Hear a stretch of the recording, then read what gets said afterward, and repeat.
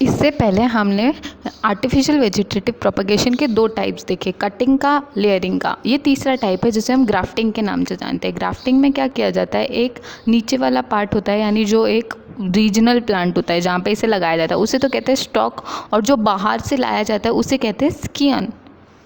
तो क्या स्कियन में स्टॉक को फिक्स किया जाता है और उसके बाद उसे बांध दिया जाता है। आप इस पिक्चर में देखिए, स्टॉक है जिसमें एक चीरा लगाया गया, उसके ऊपर वी शेप के कट करे हुए स्कियन को अटैच किया गया, उसके बाद उसे टाइटली टाई कर दिया गया। यानी यहाँ पे दो अलग अलग वेराइटी के प्लांट्स को भी यूज़ किया जा सकता है। इसमें सिंपल एग्जांपल्स के रूप में जो प्लांट्स यूज़ किए जाते हैं उनमें आता है rose, mango, guava, apple, lemon etcetera.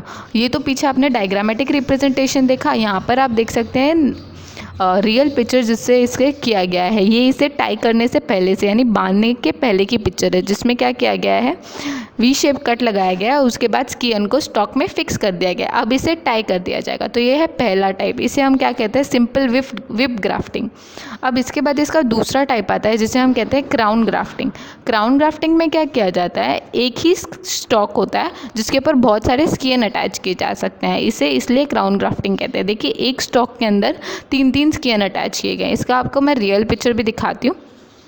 इसमें क्या किया जाता है कि स्कियन की मोटाई जो होती है वो छोटी होती है और स्टॉक ज़्यादा मोटा होता है। आप देख सकते हैं स्टॉक कितना मोटा है और उसके अंदर स्कियन को फिक्स किया गया है। ये फिक्स किए हुए की फ़ोटो है। इसके पश्चात क्या किया जाएगा, इसे टाइटली टाई कर दिया जाएगा और उसके बाद स्कियन में ग्रोथ होती चली जाएगी। यानी अब स्कियन अपने जीन्स के अकॉर्डिंग ग्रो करेगा, और ये भी जिस किसी भी प्लांट का है। फॉर एग्जाम्पल, अगर रोज़ का स्टॉक है ये, स्कियन है ये, तो इसके ऊपर रोज़ के फ्लावर लगेंगे, चाहे नीचे स्टॉक किसी भी प्लांट का हो। आप देख सकते हैं इस क्राउन ग्राफ्टिंग में 4 स्किन्स को अटैच किया गया है एक स्टॉक के साथ। जैसे कि मैं आपको बता रही थी, इसमें तीनों जो स्किन्स लगाए गए हैं वो अलग अलग प्लांट्स के भी हो सकते हैं, और तीनों चारों जो लगाएंगे वो सेम प्लांट के भी हो सकते हैं। इसके बाद इसका जो अगला टाइप है वो होता है बड ग्राफ्टिंग। बड ग्राफ्टिंग में क्या किया जाता है, कलिका यानी बड को लगाया जाता है। आप देख सकते हैं इस साइड में जो प्लांट है उसकी छोटी सी बड को लिया गया और जिस स्टॉक में उसे अटैच किया गया उस स्टॉक में टी शेप का कट लगाया गया, उसके बाद उसे फिक्स किया गया। उस फिक्स करने के बाद इसे टाई किया जाता है टाइटली, और फिर इस बर्ड को ग्रो होने के लिए रख दिया जाता है। तो इस प्रकार से आर्टिफिशियल वेजिटेटिव प्रोपगेशन होती है। पहले 2 पार्ट्स जो हमने देखे थे वो थे कटिंग और लेयरिंग। अब इसका थर्ड पार्ट जो आता है उसे हम कहते हैं ग्राफ्टिंग। ग्राफ्टिंग में 2 अलग अलग प्लांट बॉडीज को साथ में अटैच किया जाता है। यानी एक प्लांट बॉडी इस रीजन की, समझो जैसे कोई हॉट एंड ड्राई एरिया है, जैसे इंडियन कॉन्टिनेंट के, इंडियन कंडीशंस के अकॉर्डिंग हम एग्जांपल लेते हैं गुजरात का और राजस्थान वाला एरिया जो ज़्यादा ड्राई है। यहाँ पे नॉर्मली ज़्यादा फ्रूट्स और वेजिटेबल्स ग्रो नहीं करते। हमें किसी आउटसाइडर वेराइटी यानी किसी फॉरेन वेराइटी को हमारे एरिया में ग्रो करना है। जैसे गुआवा प्लांट का एग्जाम्पल लेते हैं जो बेसिकली ज़्यादातर यूपी बिहार के साइड में ग्रो करता है, क्योंकि वहाँ का टेम्परेचर उस प्लांट बॉडी के अकॉर्डिंग है।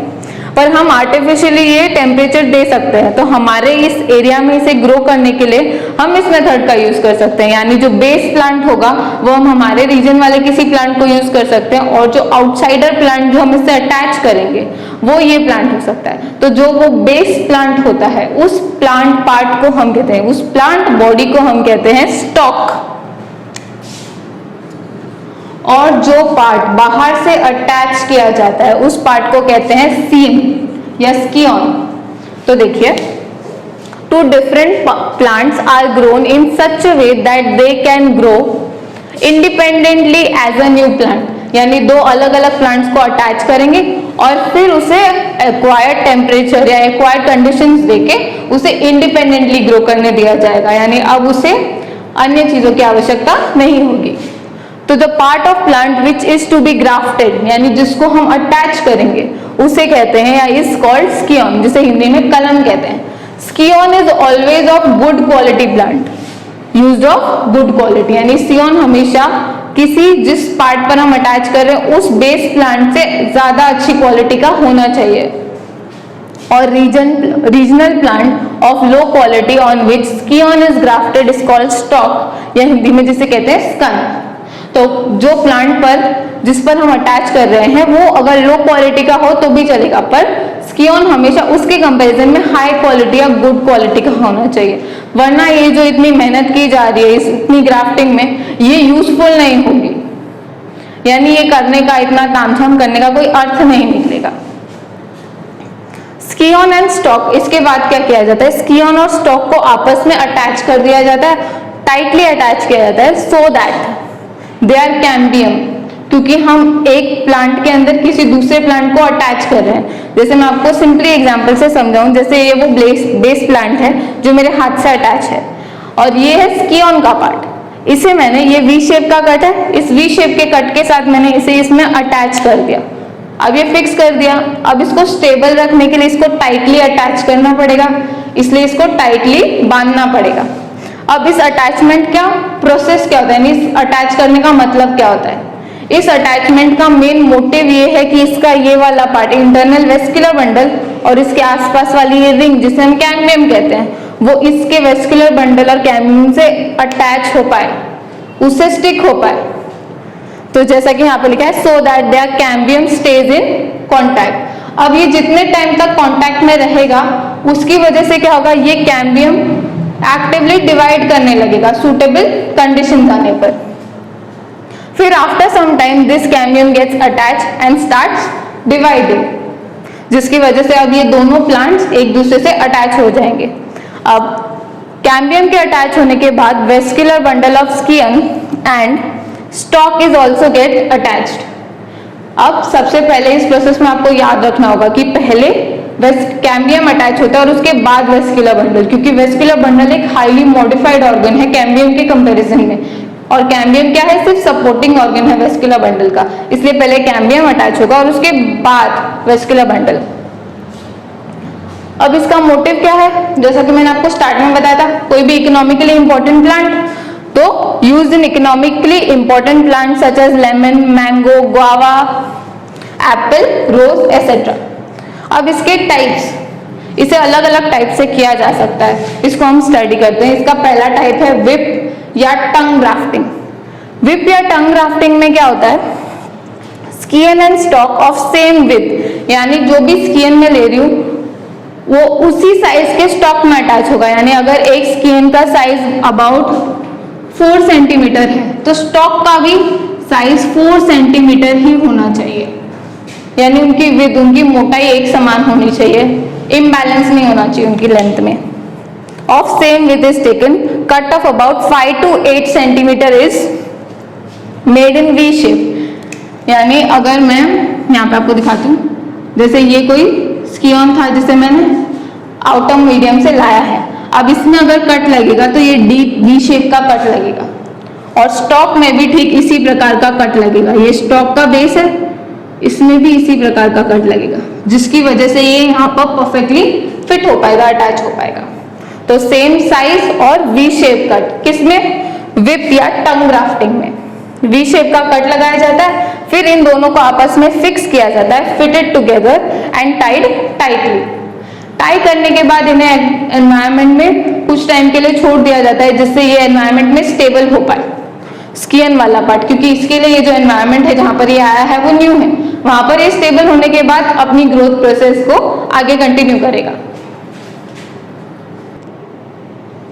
इसका सेकेंड टाइप है वेज ग्राफ्टिंग। वेज ग्राफ्टिंग इसलिए क्योंकि यहाँ पर जिस शेप का कट लगाया जाता है उस शेप को कहते हैं वेज। अब ये वेज शेप क्या होता है, वेज शेप बेसिकली ऐसा जिगजैग, जैसे ये कोई स्टॉक है, इस पर ऐसा कट लगाया जाएगा,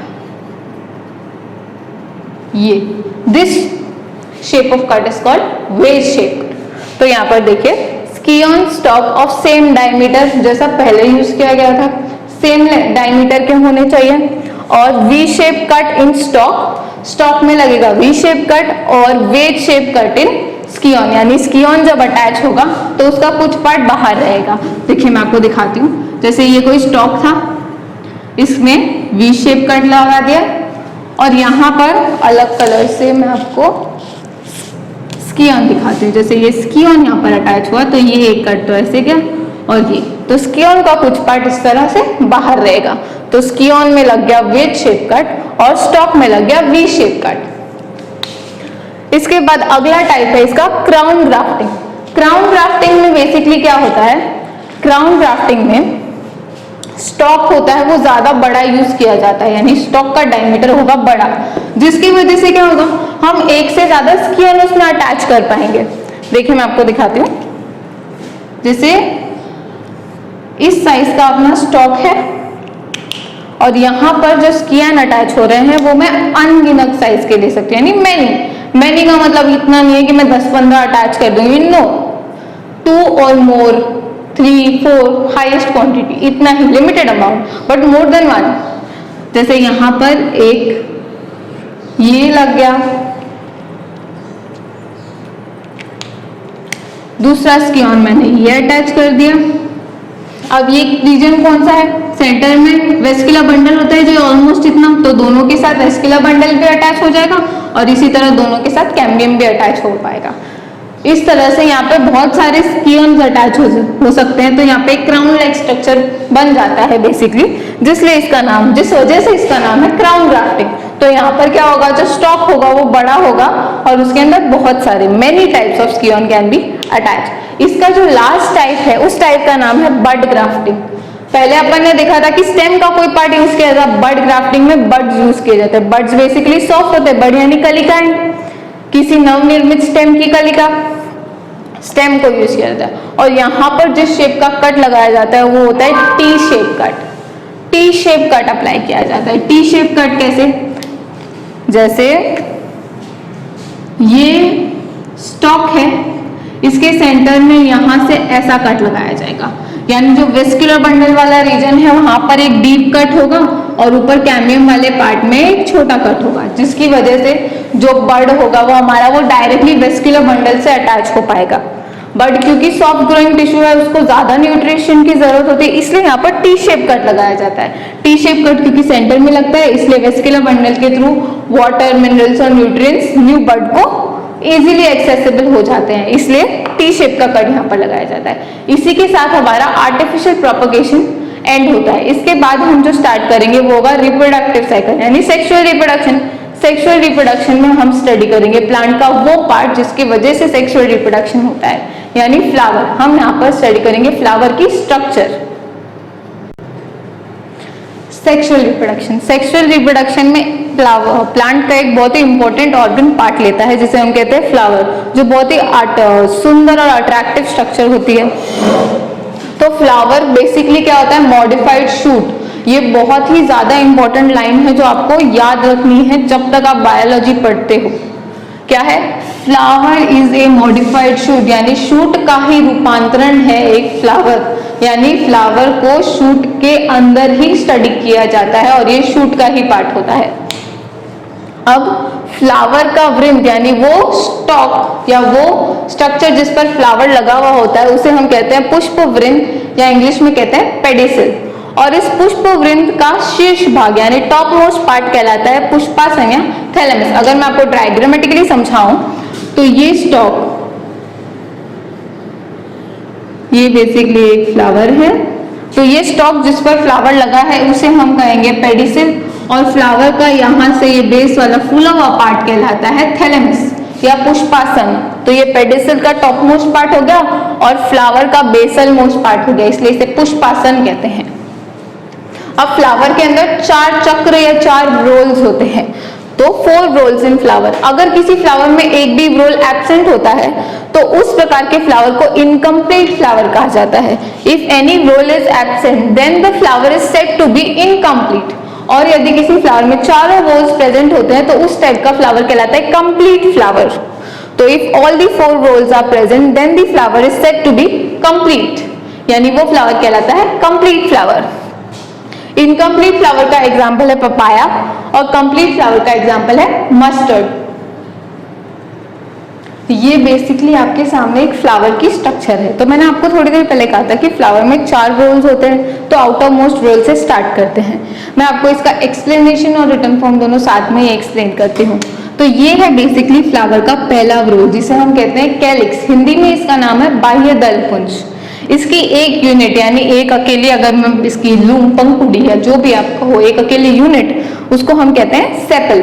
ये सारे टर्म्स आपको याद रखने हैं, बहुत इंपॉर्टेंट टर्म्स हैं। तो कैलिक्स को हिंदी में क्या कहा जाता है, बाह्य दल पुंज, और इसकी एक यूनिट कहलाती है सेपल। ये फ्लावर का आउटर मोस्ट भाग है। आप बाहर से मैं स्टार्ट करूँ, ये पेडिसिल है, पेडिसिल के ठीक ऊपर थैलेमस यानी पुष्पासन है, और उससे ये जो ग्रीन कलर की स्ट्रक्चर निकलती है उसे हम कहते हैं कैलिक्स।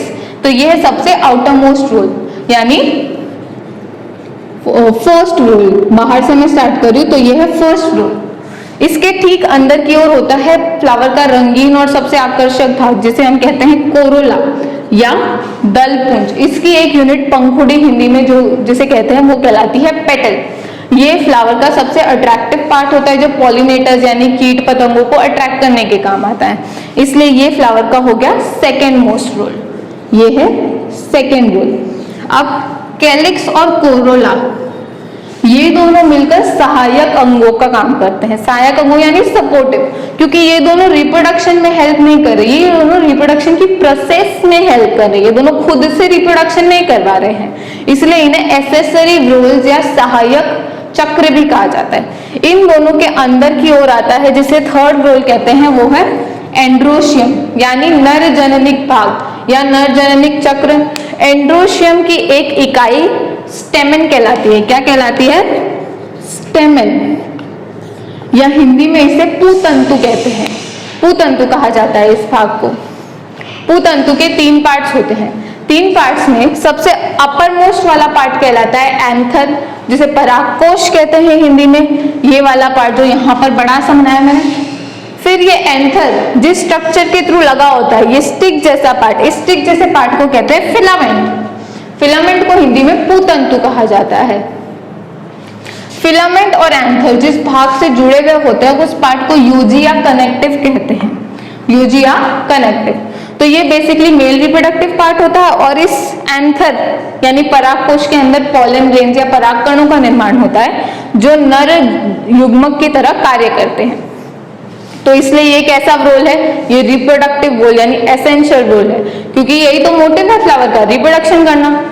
तो इसका एक रोल हो गया मेल पार्ट। इसके ठीक अंदर की ओर जो सबसे सेंटर में आपको दिखाई दे रहा है ये होता है गाइनोशियम, और ये होता है फोर्थ रोल। सबसे अंदर मैंने आपको कहा 4 रोल, 3 हमने स्टडी किए, सेपल और कैलिक्स, कोरोला, एंड्रोशियम और सबसे अंदर वाला गाइनोशियम। हिंदी में इसे जायांग भाग भी कहते हैं। इसकी स्ट्रक्चर पर ध्यान देते हैं। इसका सबसे अपर मोस्ट पार्ट कहलाता है स्टिग्मा या वर्तिकाग्र, आग्र क्योंकि ऊपर अग्र भाग की ओर है, वर्तिकाग्र या इंग्लिश में इसे कहते हैं स्टिग्मा। ये नीचे की ओर जिस स्टिक से अटैच होता है उसे कहते हैं स्टाइल या हिंदी में इसे कहते हैं वर्तिका, और ये नीचे की ओर जाकर फूल जाता है जिसके अंदर अंडाशय प्रेजेंट होते हैं, यानी बहुत सारी ओवरीज प्रेजेंट होती है, अंड प्रेजेंट होते हैं, यानी बहुत सारे एग्स प्रेजेंट होते हैं जो किसके अंदर प्रेजेंट होते हैं? ओवरी के अंदर। ओवरी को हिंदी में अंडाशय कहते हैं। तो ये 3 पार्ट है गाइनोशियम की एक यूनिट की। गाइनोशियम की एक यूनिट को पिस्टिल या पिस्टिल कहते हैं, या इसकी एक यूनिट को क्या कहते हैं? कार्पल भी कहा जाता है। ठीक है, तो फिर से इसको रिवाइज कर लेते हैं कैसे कैसे थे। सबसे आउटर मोस्ट रोल कहलाता है कैलिक्स जो फर्स्ट रोल है। इसके बाद आता है कोरोला, कोरोला के अंदर आता है एंड्रोशियम, एंड्रोशियम के अंदर आता है गाइनोशियम। कैलिक्स और कोरोला दोनों सहायक यानी एसेसरी रोल्स हैं, और गाइनोशियम और एंड्रोशियम इंपॉर्टेंट यानी एसेंशियल रोल्स हैं। अब एंड्रोशियम के पार्ट्स, एंड्रोशियम के 3 पार्ट्स हैं, एंथर, कनेक्टिव और फिलामेंट। इसी तरह गाइनोशियम के भी 3 पार्ट है, स्टिग्मा, स्टाइल और ओवेरी। तो ये थी हमारी फ्लावर की मेन स्ट्रक्चर जो रिप्रोडक्शन का काम करेगी। Thank you.